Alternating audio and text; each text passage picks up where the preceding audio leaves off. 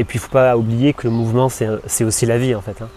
Si on est statique, sédentarisé, c'est là où les pathologies arrivent, pathologies corporelles arrivent. Et le fait de bouger le corps, d'être actif, le corps il est fait pour ça. Il n'est pas fait pour rester actif, pour rester passif justement. Il faut se montrer actif dans le mouvement. Et le mouvement, on peut le voir différemment, effectivement. On peut le voir comme un cours de yoga, une balade, une marche, être en déplacement, essayer de faire des projets justement pour défendre nos idées. C'est se bouger, entre guillemets. Et comme on pense que le mouvement des corps précède celui de l'esprit, du coup, ça sera le mot de la fin.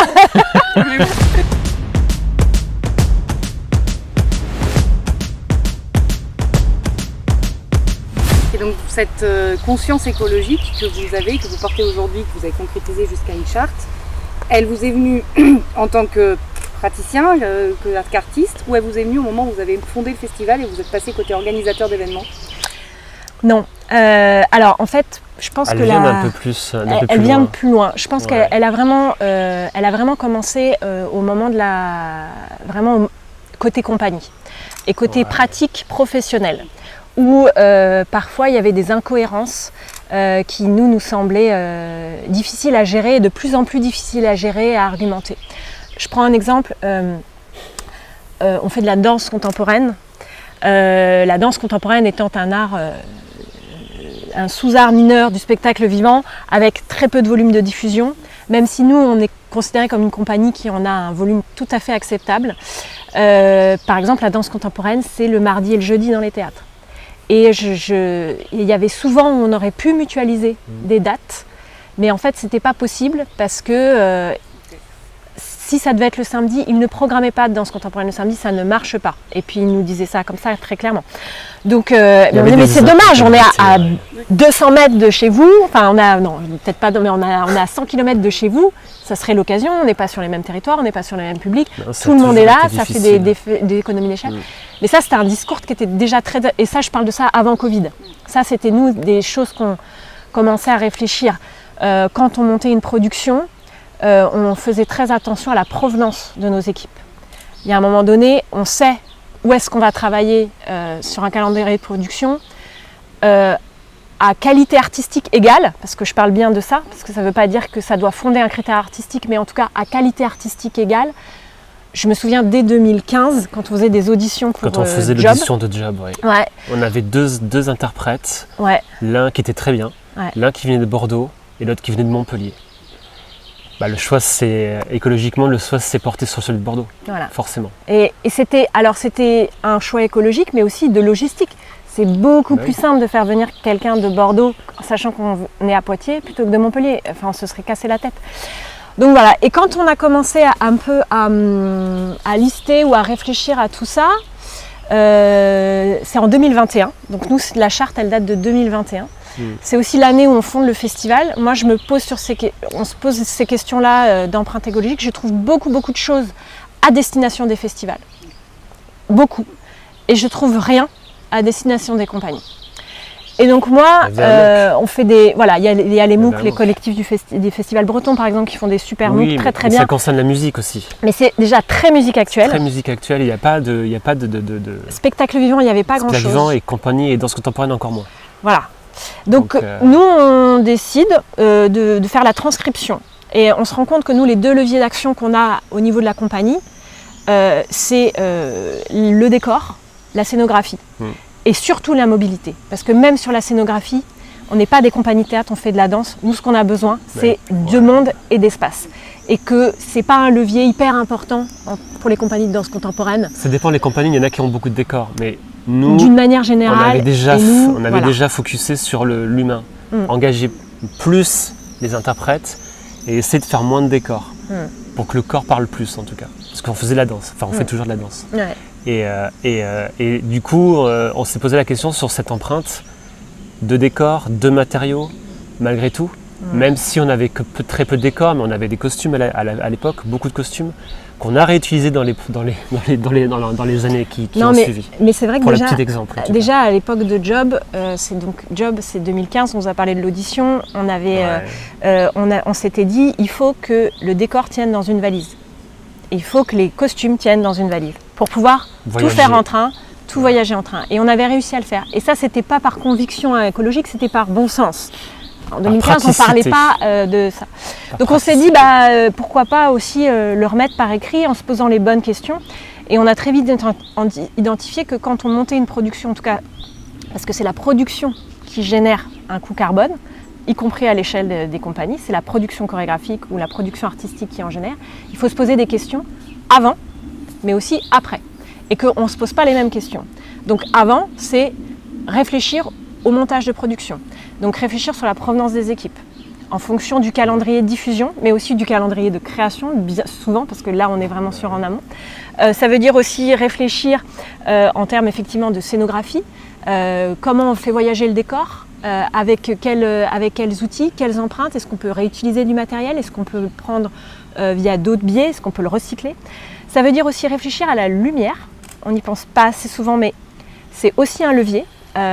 Comment on éclaire nos spectacles, par quel biais, surtout qu'à l'époque, on avait entendu, mais c'était déjà dans les tuyaux, le passage au LED, ça allait révolutionner aussi la manière d'éclairer les spectacles qu'on avait jusqu'à présent, et autant s'en saisir avant que l'injonction tombe. Il y a aussi, pour rajouter à ce que tu dis, par rapport à la fiche technique. Ouais. Quand on envoie une fiche technique qui est lourde, ça impacte aussi les équipes, ça impacte les déplacements, ça impacte tout en fait. Donc pensez à un plan technique qui soit le plus léger possible en accord avec la création, nous permettait déjà de réfléchir en amont comment on allait éclairer le spectacle et si ce projecteur-là ou si ces 20 projecteurs étaient utiles finalement. Est-ce que ça allait créer un effet de waouh ou ça allait juste appuyer quelque chose qui n'est pas censé être utile.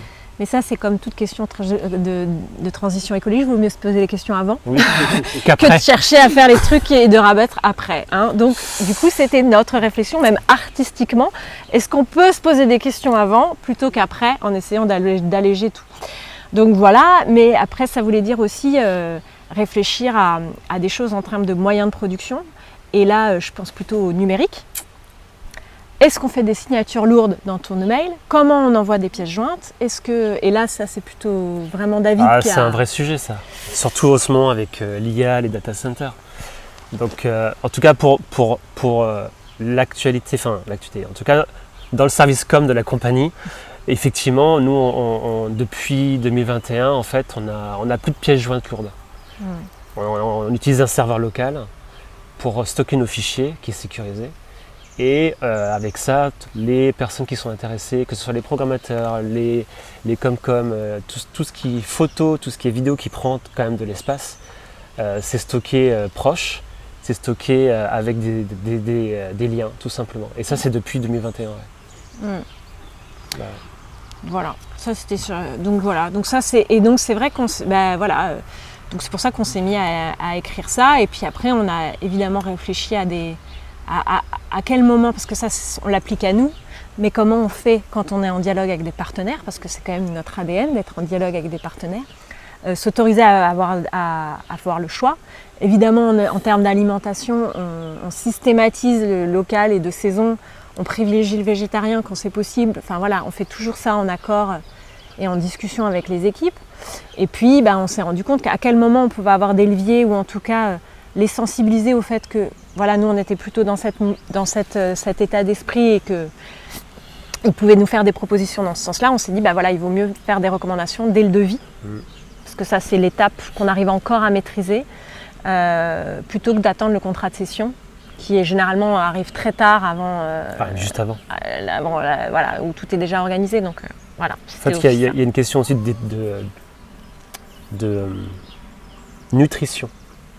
Par rapport au catering, parce que je me souviens des fois quand on allait tourner dans des endroits, en fait on mangeait beaucoup le midi, des plats très riches, et du coup pour retravailler dans l'après-midi c'était compliqué, très très compliqué. Et ça c'est une vraie expérience en fait, d'avoir des repas qui sont énergétiques mais légers quand même. Et ça on a toujours fait attention, que ce soit en tout cas pour le festival, à avoir une nourriture quand même légère mais qui a toutes les protéines, toutes les alimentations et toutes les vitamines pour que la suite du spectacle ou la suite en tout cas de la journée se passe bien, parce qu'en plus on est l'été, donc il y a la chaleur qui vient s'ajouter à cette problématique. l'eau. On dit toute la souvent gestion que de l'eau. les danseurs sont des bouffeurs de graines, mais non, ils pas tout le mangent. temps, hein. non, pas c'est tout pas le vrai. temps. Ils ont faim. Il y a hein, 20 je ans, vous peut-être assure. bien. Des bouffeurs de graines et nus aussi, d'ailleurs. Voilà, oui, Oui, c'est vrai. voilà. Ouais. Contemporaine, on a oublié les Voilà. coutumes. Voilà, oui, bah du coup, voilà, l'empreinte écologique est moindre. Souvent, on dit ça. Mais ça pose d'autres questions, notamment sur un autre sujet qui nous tient à cœur, qui s'appelle les violences sexistes et sexuelles, auxquelles il faut avoir une attention aujourd'hui très très forte.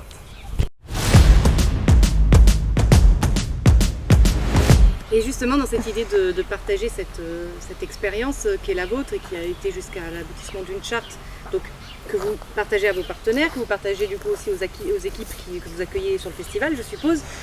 Ouais, pas trop sur les équipes. C'est vrai qu'on ne le file pas trop aux équipes. En fait, elle est en libre accès sur le site internet. Ouais.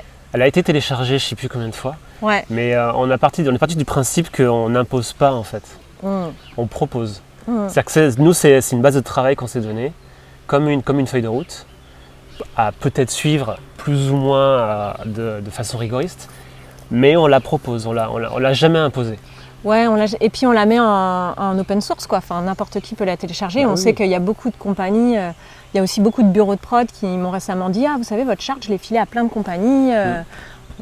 Bah, tant mieux, enfin, ça circule, ça ne nous appartient pas en fait. Juste à un moment donné, on s'est posé 2 secondes et on a essayé de réfléchir et puis bah voilà, maintenant c'est... Après, on n'est pas les seuls à avoir fait une charte. Bah non, il y en a plein. Il y a d'autres compagnies et c'est tant mieux, qui ont partagé peut-être des façons différentes aussi par rapport à l'expérience. Oui, puis l'idée c'est de se rapproprier un outil, parce qu'on n'a pas tous les mêmes problématiques, on n'a pas tous les mêmes projets artistiques, donc il y a des leviers qui sont différents en fait, suivant son écriture artistique. Enfin, moi j'engage vraiment à travailler à partir de sa propre écriture artistique, à partir de ses propres méthodes de travail et à se poser des questions. Ouais. C'est juste se poser des questions en fait, en vrai. Souvent en partant du bon sens. Voilà. Et après, du coup, ça a été ça au début. Oui, il faut faire gaffe. Aujourd'hui, le bon sens, il peut être dévoyé. Donc, n'importe qui s'attribue du bon sens. Donc, il faut faire un peu attention. Mais en tout cas, voilà, au moins, juste se poser des questions et se questionner, vraiment, ça, c'est important. Voilà. Organiser un festival du coup au mois de juillet, maintenant avec le réchauffement climatique, on le voit aujourd'hui, hein, il est même pas encore 11h et je pense qu'on frôle déjà les 30 degrés. Ouais. Comment vous appréhendez ça justement sur un festival qui est entièrement en plein air et comment vous l'adaptez pour que les compagnies soient au mieux, que les spectateurs soient bien? Eh bien en fait, on réfléchit, regardez. Le lieu. Vous voyez, là, il y a c'est un espace préservé ici quand même. Ouais. Donc il y a beaucoup de végétation. Et même quand il fait chaud, on ne sent pas vraiment la chaleur. On la sent quand même de toute façon, mais elle est atténuée vraiment par le végétal. Oui, et puis il y a la rivière là qui coule. Donc, tout au bout. Migné-Auzance, c'est le nom de la rivière en fait. Et du coup, c'est vrai que par exemple sur cet îlot, on peut faire des spectacles à 15h, ça fonctionne parce qu'on est à l'ombre, c'est frais. Et au contraire, on ramène un îlot de fraîcheur et les gens viennent se réfugier ici en fait. Donc autant leur proposer quelques spectacles en bonus. C'est vrai. Après, on a toujours été très adaptable, même par notre expérience avec la compagnie. Même au festival, on est adaptable dans le sens où s'il y a une canicule, en fait, tout le monde est mobilisé pour changer le planning entre guillemets. Ouais. Et avec les artistes et avec le public.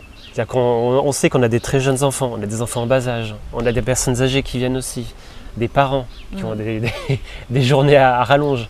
Donc on est attentif à ça et c'est vrai que le changement climatique il est là. De toute façon, il n'y a pas de débat normalement à avoir. Et du coup, les lieux qu'on utilise et qu'on propose, on les réfléchit en conséquence aussi. Et si on n'arrive pas, et s'il fait trop chaud, on change de lieu. Et on dit ok, c'est pas ici, ok, là maintenant c'est trop. Donc on va aller se réfugier sous les arbres. On a beaucoup d'espaces différents à Migné pour pouvoir s'adapter en fait. Ouais. Un spectacle dans une église à 15h, c'est une bonne idée en fait. Oui. En plus, c'est une église du XIIe siècle, donc elle a il y a quand même une histoire aussi à Migné-Auzance, avec du patrimoine à utiliser, à redécouvrir. Et ça, c'est ça qui est chouette aussi, même partant de canicule. Voilà.